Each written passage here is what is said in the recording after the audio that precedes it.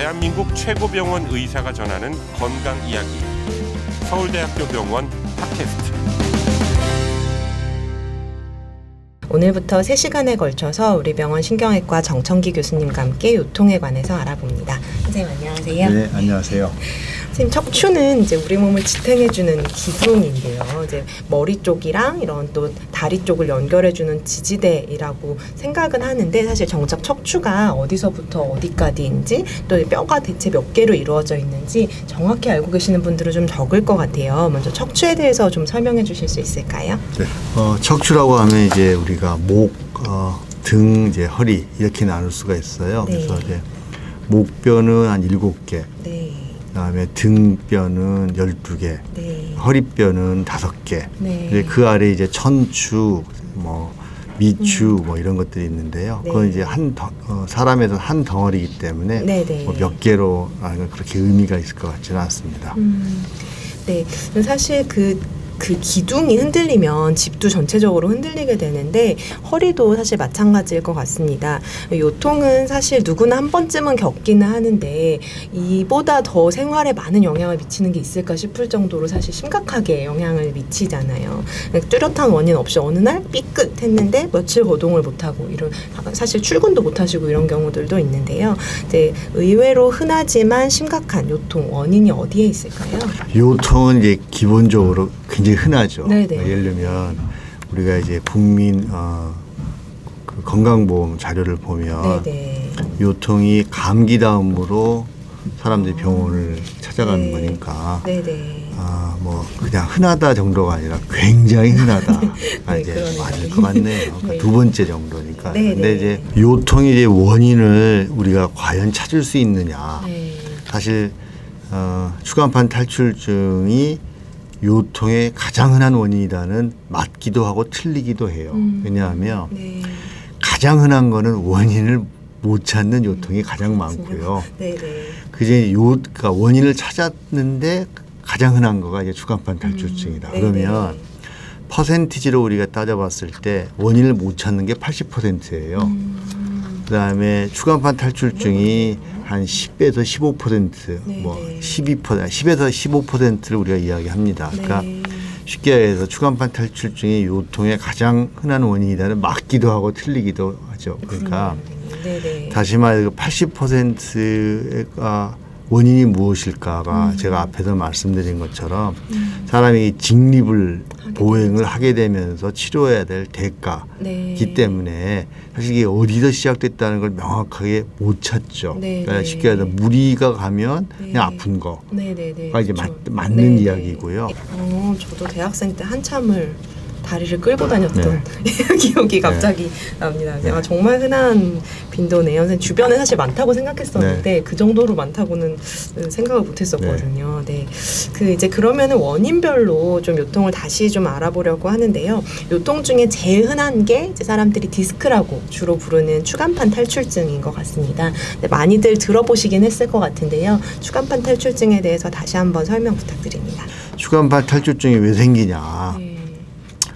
추간판 탈출증이 빠져나오려면 이게 멀쩡한, 네. 다시 말해서 그 퇴행성 변화가 없는 추간판 탈출증이 빠져나오는 경우는 거의 없어요. 거꾸로 이야기하면 네네. 뼈가 먼저 부러지지 추간판이 먼저 고장 찢어지지는 않아요. 네네. 외상에 의해서. 네네. 그러면 추간판 탈출이 되려면 뭐가 있어야 되냐? 네. 퇴행성 변화가 꼭 있어야 돼요. 그러니까 근데 젊은 사람들도 퇴행성 네네. 추간판 탈출증이 있냐? 네네. 쉽게 해서 추간판은 우리가 성장이 멈추는 순간서부터 퇴행에 들어간다라고 보면 돼요. 그렇군요. 거꾸로 이야기하면 네.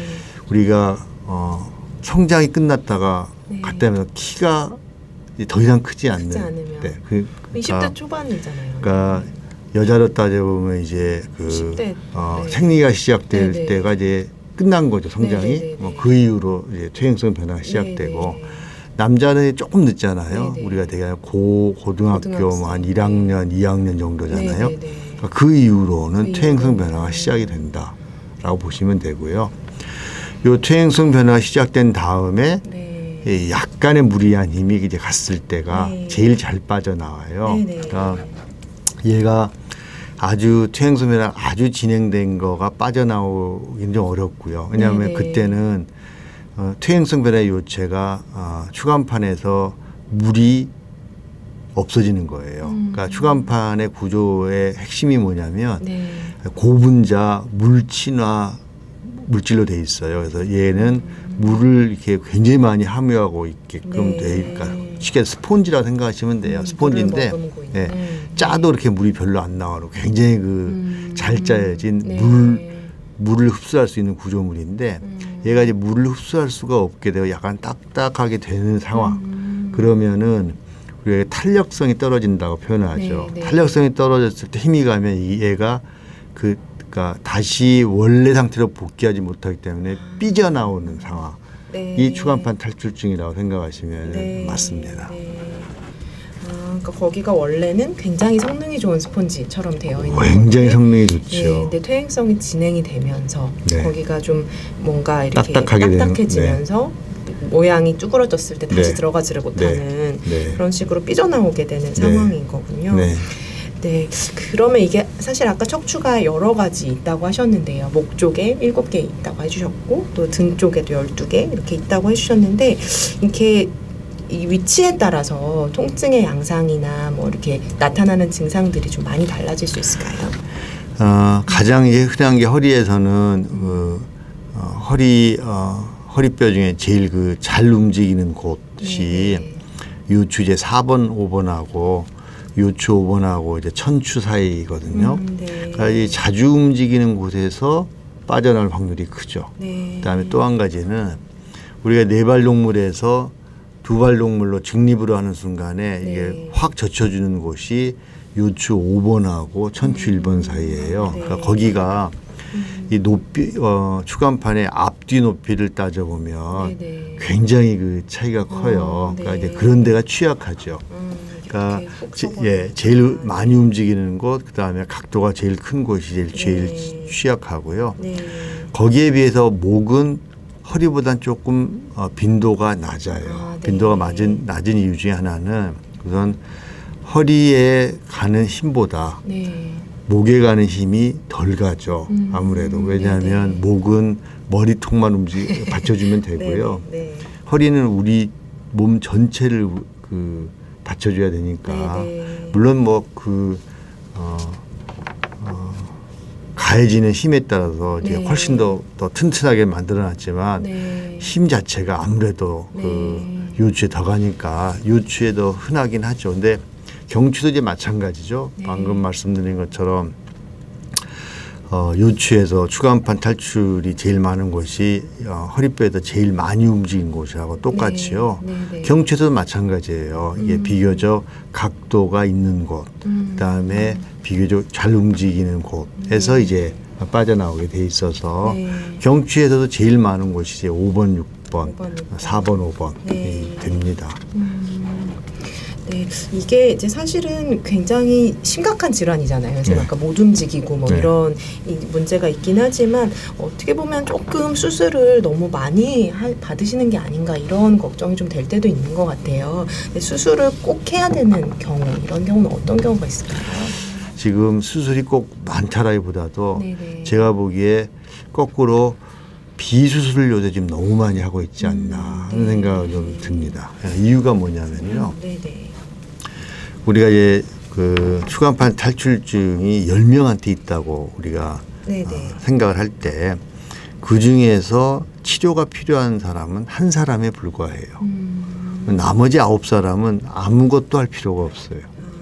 아무것도 할 필요가 없다라는 이유는 뭐냐면 그때 말해서 그냥 하고 싶은 거 하고 살아도 다 낫습니다. 네. 뭐 나머지 한 사람한테 이제 우리가 뭔가를 해줘야 되는데 네네. 그 사람이 가지고 있는 특징이 있어요. 그러니까 네. 뭘 해줘야 되는 사람. 네. 되게 이제 우리가 표현할 때 수술의 적응증이라고 표현을 하죠. 네네. 그러니까 우리가 적응증이라고 하면 수술을 하면은 이 사람이 확실히 손해보다는 이익을 받는다를 그렇죠. 네. 여태까지 뭐 임상 자료가 그렇고 네. 경험이 그렇고 따져보니까 모두 다 동의할 수 있는 부분이라고 네네. 표현할 수가 있잖아요. 네네. 그러니까 이제 그걸 보면 통증이 너무 아파도 정말 죽고 싶다. 이런 경우거나 아니면 신경이 확실히 많이 눌려가지고 네. 잘 못 쓰는 거, 못 움직이게 되는 경우. 네네. 그다음에 여기 아주 극심하게 해서 신경 한 개가 고장이 난 게 아니라 여러 개가 고장이 나가지고 네. 대소변 장애까지 동반하는 경우. 네. 이런 경우라면은 이건 수술을 꼭 해야 되는 경우예요. 네, 네, 네. 근데 문제 이제 신경 한 개가 확실히 이제 고장이 나서 네네. 마비가 좀 오는 거죠. 그러니까 뭐 아까 말씀드린 것처럼 요추 4번, 5번하고 요추 5번, 천추 사이에 추간판 탈출이 제일 많으니까 네. 그 두 군데를 보면 이제 발목으로 움직이는 기능들이에요. 네네. 조금 고장난 경우는 저도 그렇게까지 적극적으로 권하진 않아요. 네네. 왜냐하면 이 사람들은 조금 고장난 정도 가지고서는 일상생활에 대부분 할 수가 있기 때문에. 네. 근데 이게 완전히 고장난 거, 아주 극심한 예를 들면 발목이 툭 떨어져서 떨어지는. 위로 네. 도저히 올릴 수 없는 상태가 네. 되면 우리가 그 수술을 해도 70% 회복을 시킬 수가 네. 있어요. 그러니까 30%는 회복을 못 시켜요. 그러면 수술을 안 하고 이게 회복될 확률은 거의 5% 미만이 됩니다. 네. 이제 그런 경우에도 수술을 안 하고 비수술을 하는 분들을 보면 어떤 면에서는 우리가 그 과거에 수술을 좀 너무 많이 한 반작용은 아닌가 반성을 하면서도 동시에 우리가 환자분들한테 이런 거에 그 자연 경과를 정확히 네, 전달을 드리는 못해서 네. 이런 일이 벌어지고 있구나라는 그 생각도 듭니다. 그래서 네. 저한테 질문하신 수술이 네네. 너무 많지 않느냐? 네네. 예, 그러니까 제 생각에 요새 수술보다 하여튼 네. 시술이 너무 많다라고 네. 저는 생각을 하고요. 네네. 수술은 지금 말씀드린 이런 마비가 오는 상황이라면 네. 적극적으로 검토를 한번 하시는 게 네. 오히려 좋고, 그다음에 이런 마비가 없을 때 수술은 그건 네. 완전히 선택 사항입니다.